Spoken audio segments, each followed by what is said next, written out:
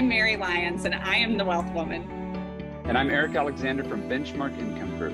And this is the Big Wealth Podcast. Everything you've ever been taught about money is wrong. But don't worry, we're here to help. On this podcast, we'll use the same tools you already know to actually help set you free. Free to do what you want with your time, with your money, and with your energy. Free to live your life the way you have dreamt about. So we're going to talk about wealth knowledge, personal reflections, and the financial industry news of the day. Welcome to the Big Wealth Podcast. We have a special guest today who is one of my personal favorite people on the planet. I don't know if I'm allowed to say that, but I'm going to. Missy Rench. I'm right here, Mary. I'm right here. Sorry, Eric. Sorry. You're included in that group too. But I'm really excited to have Missy here today because Missy and I go way back, I guess. Our kids went to the same preschool, and we were introduced to each other through mutual friends when I was moving into the neighborhood that I live in now, which she lived in before I moved in and still lives there. And she and I kind of knew each other socially. And if I recall this, if I get the details wrong, Missy, you jump right in and correct me. But Missy had started and was running a medical imaging company, which was acquired by private equity. And once the new leadership came in, she decided she was looking for a different opportunity. And I run a Facebook group for working moms, and she posted in there that she was looking for the next big thing.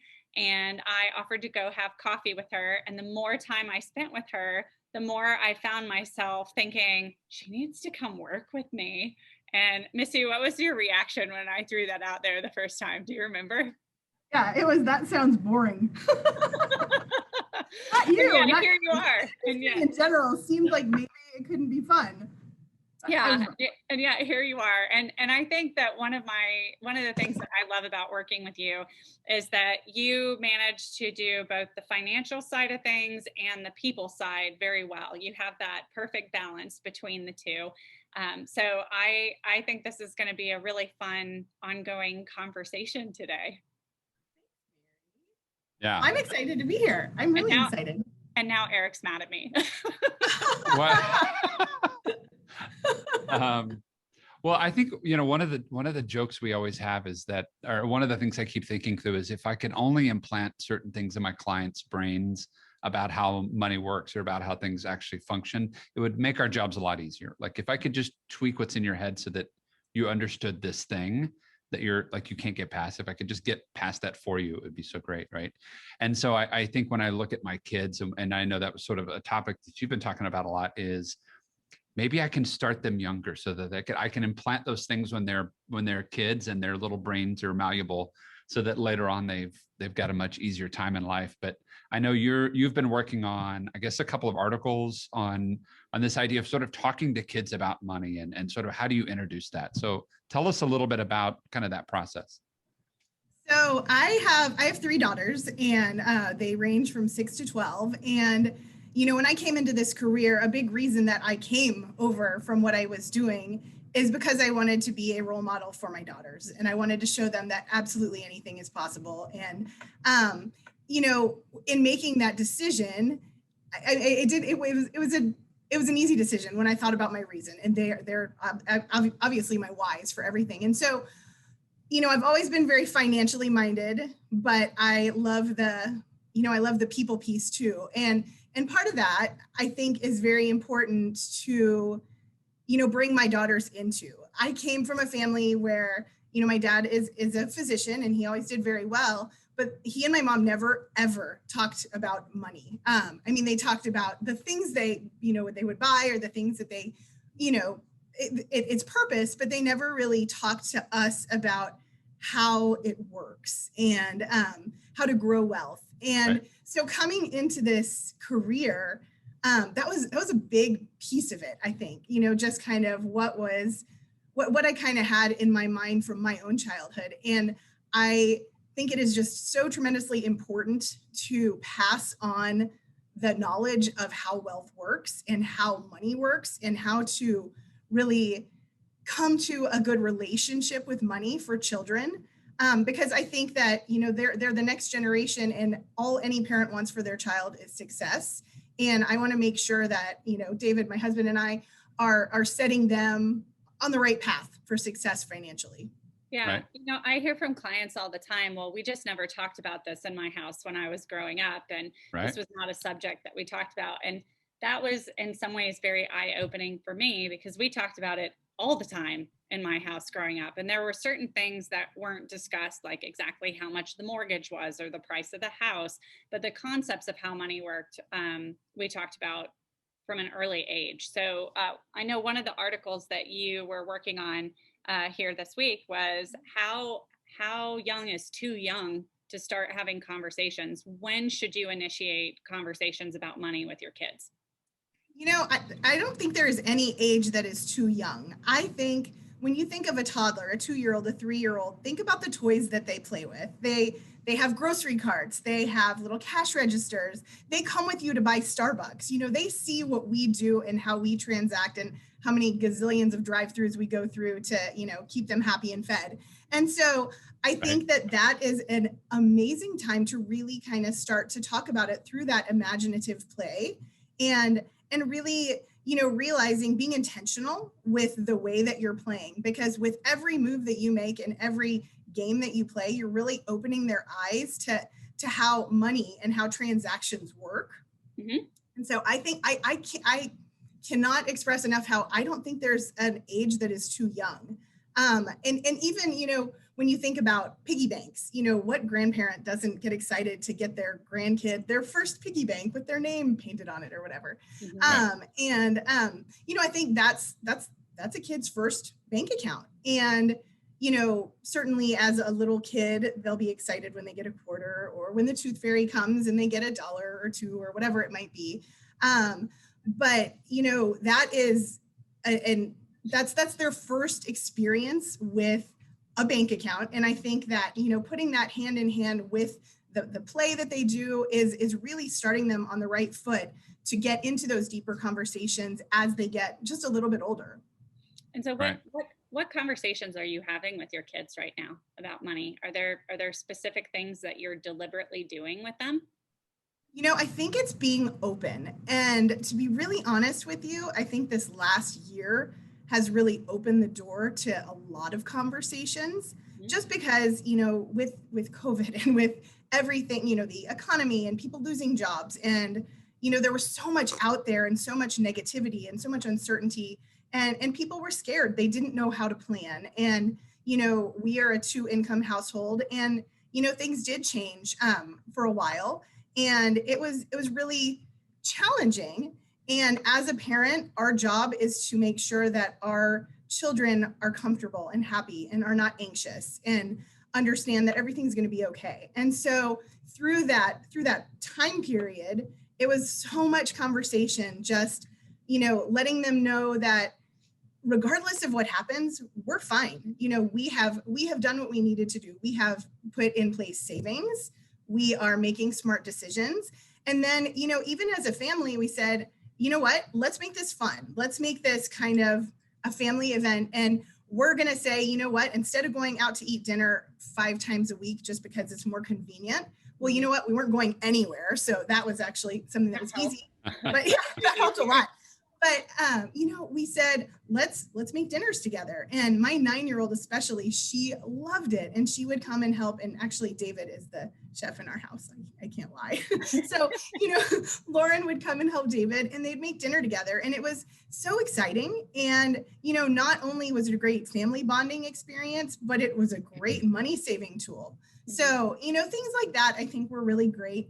But really, I think more than anything during that time was giving them the confidence, knowing that, like, there are people that are very concerned, and salaries may have changed or dropped or whatever it might have been, but we're going to be okay, because we're going to make these decisions, and we're going to talk about it, and we're going to do it together. Well, I think what's so good about what you just said too is that, you're telling them, hey, our income changed, we're going to be okay, but we have to make adjustments. And I think Right. that is so key, because I can't tell you how many times I have worked with adults that have had an income change and they aren't making the adjustments because they're comfortable living a lifestyle that's based either off of two incomes or a higher income. And that's one of the things that really gets people into trouble, is that they don't respond to the changes in their financial situation in real time, because they think, oh, well, it's okay, I'll get a new job in the next month, but then maybe it drags on because of what's happening with the economy or something like that. So I think even just them witnessing, but beyond that, participating in those conversations is huge.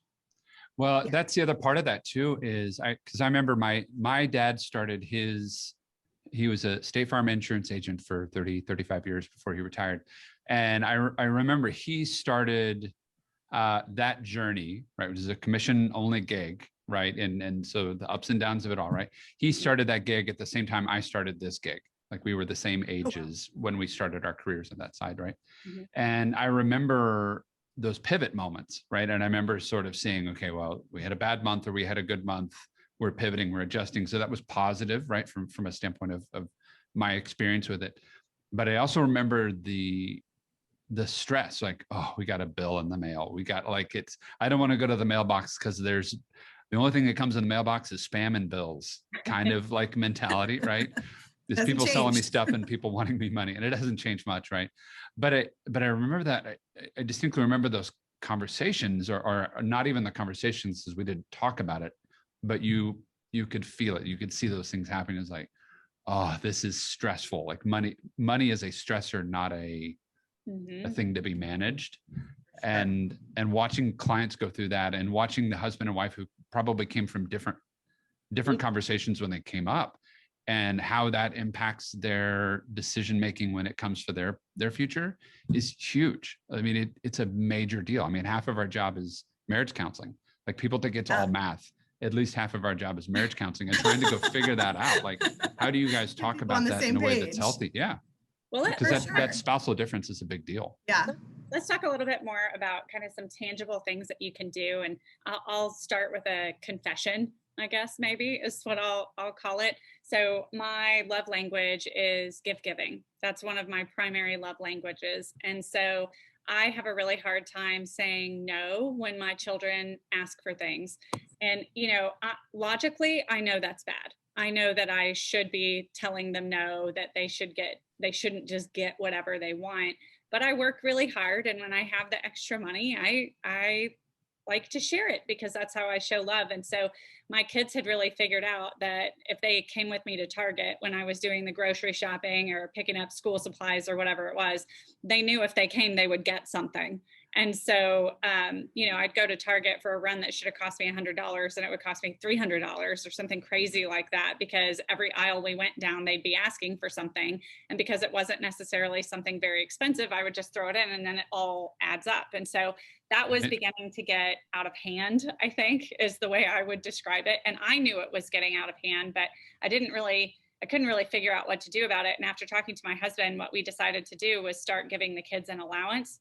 And then they had to keep track of their money and know how much they had. And then when they would ask me in the toy aisle, can I have this? I would say, I don't know, how much money do you have? Which in and of itself was difficult for me, but it made a huge difference, because now, I started doing that. I think Emily was probably 5 or 6, which would have made Connor 2 or 3 at that point in time. And initially it was kind of interesting to watch, because they would just spend their $5. Right. I mean, it definitely cut down on how much was being spent each week, but they had no restraint. They would just spend it. And what's interesting now, Emily is 9 and Connor is 6, is that both of them are really good about saving up their money. And we don't even use actual money anymore. Like, I don't give them a $5 bill. They call it the credit card money. I just need to know how much credit card money I have, but they're keeping track of it in their heads. And I really don't keep track of it for them. And I think even that in and of itself, it's allowing them to work within that framework of, this is how much money I have, this is what I can spend. And they're putting themselves already into situations where they're having to say, is this purchase worth it? Is this something I really want and I'm going to regret it later or not? And they've had enough experiences where they spent their money because there was something immediate and in front of them. And then they found something they really wanted and didn't have the money for it, and they know I won't give it to them, right? And so it changed that. And the couple of times that I did actually loan them the money, we have a rule in our house, which is that if I loan you money, you don't get to say no to any chore I ask you to do. And you got two big dogs, Mary. Until you pay me back, right? And so I come up with chores that I know are onerous, and like cleaning up the dog poop. And I've got two 70-pound dogs, so giant dogs, right? Oh. Or washing the dogs, which is hard for them to manage because the dogs weigh as much or more than they do, right? And so, sure. And even if it's just, I need you to go get me something out of the refrigerator, and they can't say no. And so I can remember having a time where we went to Target, and Connor said, well, could you loan me the money? And Emily was like, no, debt is bad. Debt will ruin your life. It will ruin your life. If you have debt, you do not want debt. And I just remember, she's like so very adamant, hand gestures, and people are walking by just kind of looking, and I'm like, I'm good with this. That's so funny. But, I love that you do that, Mary, because that, two pieces. So First thing is, I was actually over last summer, and my daughter came to me, Allison, she was 11 at the time. And she said, I need a new phone, because she was starting to ride bikes with her friends, and I wanted to make sure she had a phone, but she had my old phone and it was kind of terrible. So she said she wanted a new one. And I said, well, but mine still works. And she said, well, I want one. I said, well, earn it. And so that has been our mentality so much for kind of the frivolous extras. And I'm not saying for the fun, the little things, but for some of the frivolous extras. And so after I told her that, it wasn't 20 minutes later, and she came and she's like, I'm gonna have a camp. I'm gonna have a craft camp. I'm gonna invite Brooklyn's friends, and they're 6, and we're gonna have a camp. It's gonna be a 5-day camp. And she gave me all the specifics, and she made a flyer, and I invited Brooklyn's little friends. And in a week's time, and it wasn't expensive, I think it was like $50 or $60 per kid for like 2 hours a day. She had enough money to go buy a phone. And, it was just so amazing that she did that. And, she now is so proud that she knows that she contributed to that. And I love that, because I think that more than making financial, a good financial choice for herself, she also she feels that confidence that she did that by herself. And I think it's something that she'll always, remember. But then in addition to that, we actually have started using a card. It's called Greenlight. And well, if you say Greenlight, Facebook is going to give you all the other different types of cards that do the same thing, because I was talking about it this week, and I am getting all these different options. For sure, all the ads. But and I'm sure there are other great programs. But like what you were saying with Connor and Emily, it's really cool. I can say, okay, every month I want to have, whatever, like $80 forwarded to this account from my bank account. And then I can go ahead and distribute it however is appropriate to the girls. And the 2 older ones have the opportunity to get $10 a week. And then our youngest has the opportunity to get $5. But in order to get it, there's a chore list that you can actually put in. And we only implemented the chore list recently, but it is awesome. So, on this chore list, it has make bed every day, pick up the towels from the floor, throw your dirty clothes into the hamper. And then 3 days a week, one of them cleans up dog poop. And then 3 days another does. And then 2 days, someone empties the dishwasher. And then the little one gets to put away the silverware, and, whatever it might be. But on that chore list, in addition to the chores, is no fighting and talking respectfully to your parents. Yeah. Because obviously those are big things. And, it was just so cool, because that goes onto their individual iPads. And so they get to put in when they do their chores. And I have got to tell you, my 12-year-old has never been so neat, ever. And she has never been so nice to her sisters ever. It's insane. Because she wants to earn that $10. And then with that, they actually each get their own debit cards. And so I keep them in my purse. Oh, wow. But, similar to how you were doing it with the credit card system, they actually have it, and they can see how much is on their card at any given time. And another cool feature of that is that you can actually say, okay, I want a certain percent to go to spend now, a certain percent to savings, and a certain percent to giving. So that's just another, piece of it. That's a great idea. I love that. We really thought about doing that for their boys, because my boys are similar in age to Mary's kiddos. So mine is 8 and he'll be 5. The other one will be 5 here in a couple of days. And the joke we were going to do is we're going to give the older one $20, but we're going to suck out 10 of it to go to, to savings or something like that. And then some to charity. And then we were going to suck out probably $7 and give it to his freeloader brother, who's 4, right? It's just a way to like, this is how the real world works. We're going to suck some of the money out. You don't get to spend it. You have $1 left. This is our share. This is mom and dad's share of what you just earned. Right. We gave you $10, but we want $2 back for all the cool things we do for you. Right. So And that's funny. Yeah.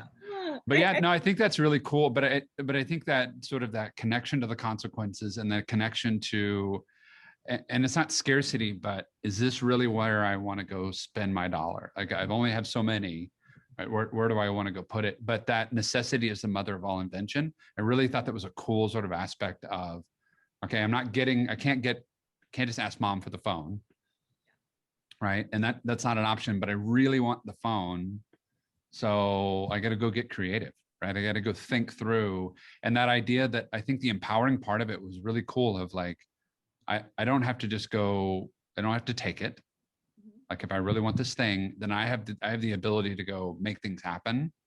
Right. And that experience of I have choices and I have agency, right? I have power to go do that. It's really cool.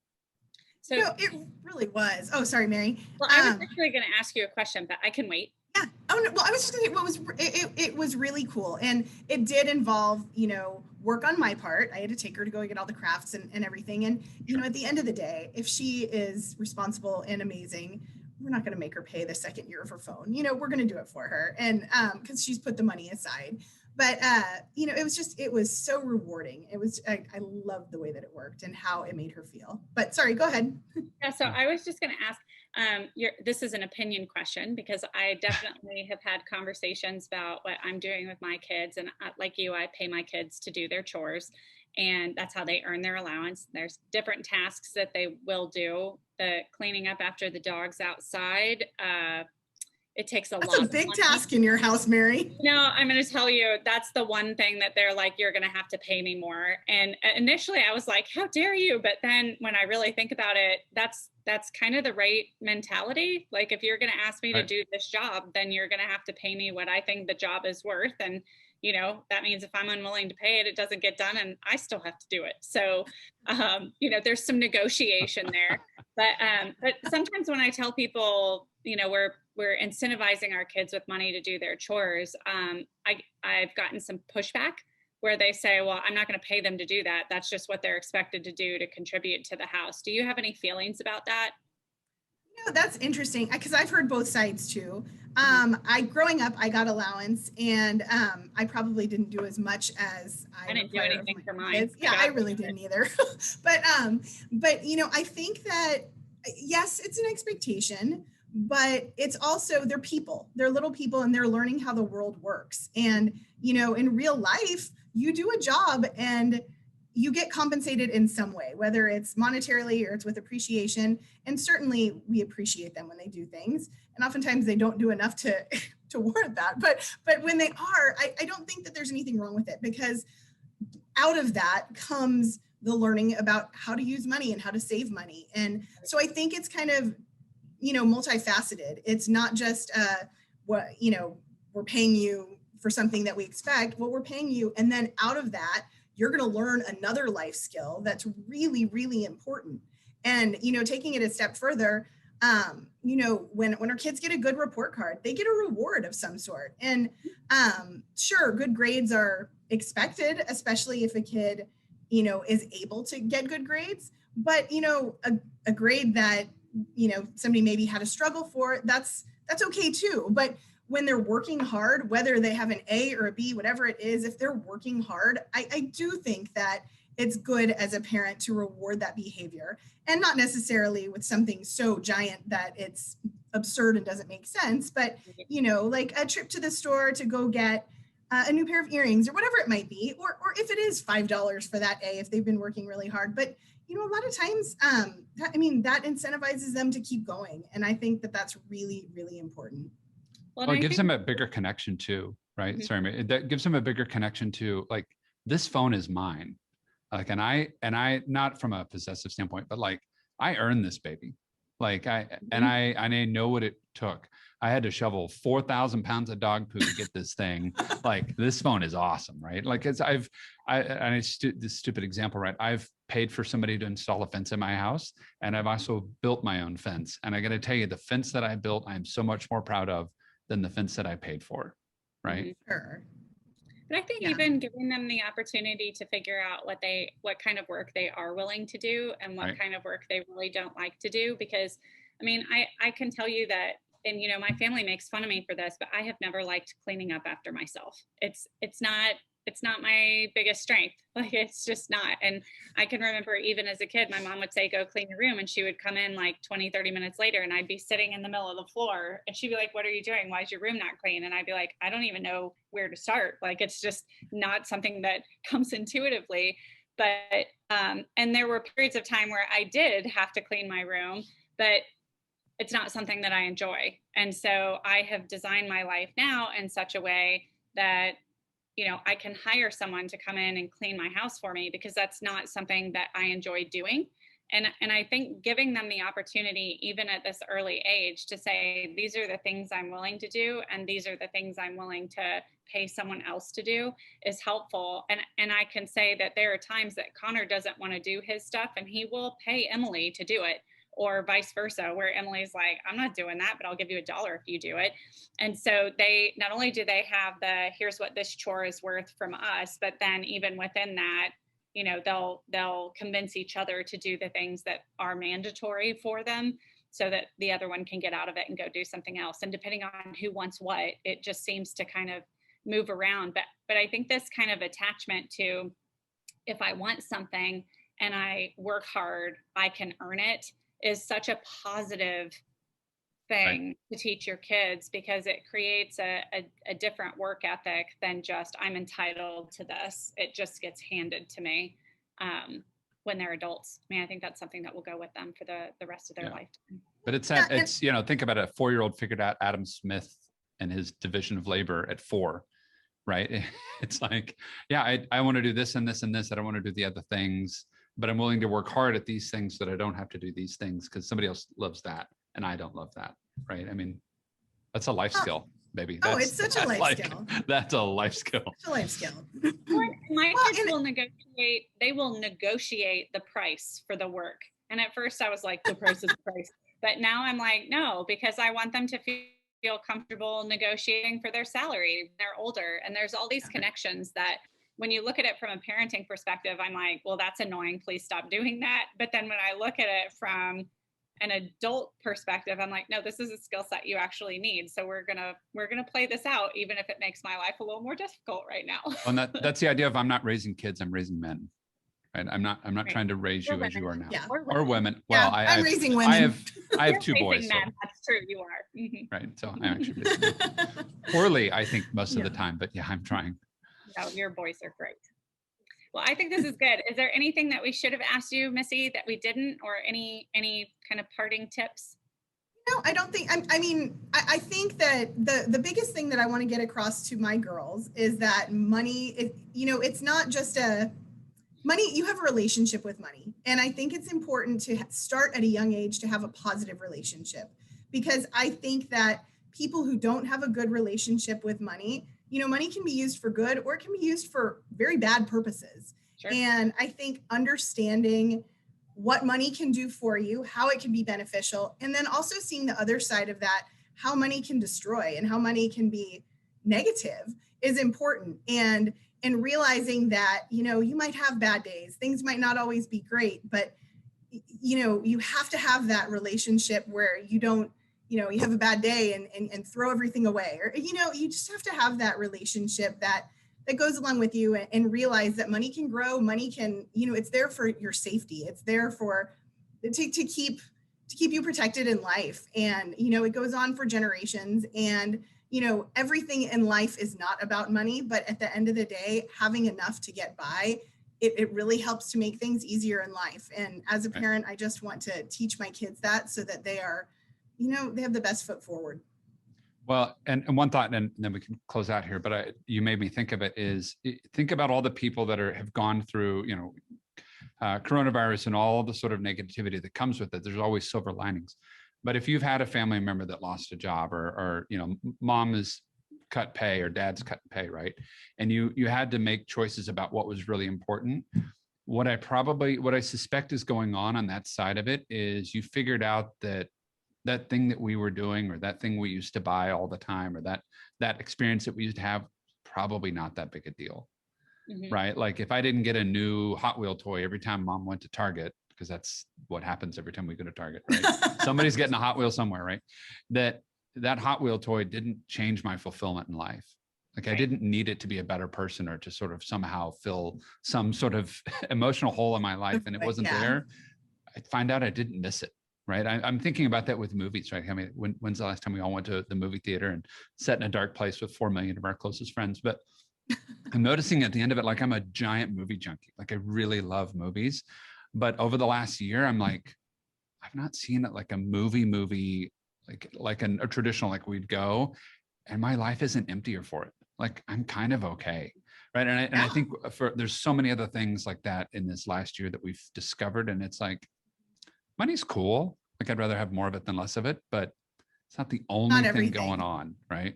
Right. It's not. But I think that goes back to, one of the things that we talk about all the time with our clients, it's not money for the sake of money. It's money because money is a tool that helps you shape your life, and you can choose to be deliberate about how you use that tool or not. Right. And I think that's really what it comes down to. But I definitely agree with you, Missy, that the transparency is so important. And there are certainly times, even in our household, I can remember we were in the car. I don't remember exactly what we were talking about, but Emily asked a question, and maybe it was, how much is our house worth, and how much do you owe on it? And I just threw the numbers out there, and Mike was like, she doesn't need to know that. And I just thought, why not? I mean, like, it's also not anything that she shouldn't know. But, we have lots of conversation about income and how hard we're working and what it takes to earn that type of income and how fortunate we are. And, I think all of those things have been empowering. But at the same time, if you don't have the context of here's what you do you have, before we go real quick, do you have any tips for encouraging generosity in your kids? As far as giving to charity? Mm-hmm. I think doing fun things. We, a few years back, Allison and some of her friends did a lemonade stand for a teacher who lost her house in a flood. And recognizing, a lot of times it's sometimes if you know somebody and you can be helpful to them. And sometimes it's doing it with friends. My oldest is actually getting involved in something called National Charity League. And it's a really cool organization. And it's actually moms and daughters. And we get to do charity work together. And she gets to do it with friends. And so I think that, having your friends do it with you is a great thing. But also, taking them and talking about, we've had countless conversations when we see, somebody who might be homeless and is on a corner. And, we've had lots of conversations about how fortunate we are that we have a home and that we have the things that we need to survive. And I think teaching them that empathy is really important. And, when that's again, another thing that I love about Greenlight is that everything that they have, a piece of it's going to go to giving. And at the end of the year, we're going to decide together individually for each of our kids, where do you want this to go? And kind of almost do a research project with it. But, my middle, she's 9. She actually said, well, what if I want more than 10% to go to giving? And I was like, that's so great that you feel that way. But then, there's a song and, what is it? Sharing what you have, nothing more, nothing less. Is it Jason Mraz? I don't know, but I love the song. And, and so, we really talked about that. And I said, that's so great to have that mentality. But it's also important that you get the things that you need for you, because that's also an important piece. And so I explained to her, when you're giving 10% of everything that you're getting, if you're getting $100, you're giving 10 to someone. But if you're getting 1,000, you're giving $100 to someone else. And that's a lot of money. And she was like, that could really make a big impact. And it can. And that's certainly not to go against being generous, because I think that being generous is giving 10. I think that's a very generous amount to give, but you need to be sure that you can live as well. Right. So, That's perfect. So Missy, if our audience wants to find you, how do they find you? They can find me on Facebook at Missy Marks. I guess I'm at Your Financial Champion. And I guess I'm also on Instagram as Your Financial Champion. So I guess that's how they can get in touch. And if you have any questions, please feel free to reach out. And this was so much fun. I loved doing this. Thank you for joining us. We appreciate you taking the time. Thanks for letting me. Have a great afternoon.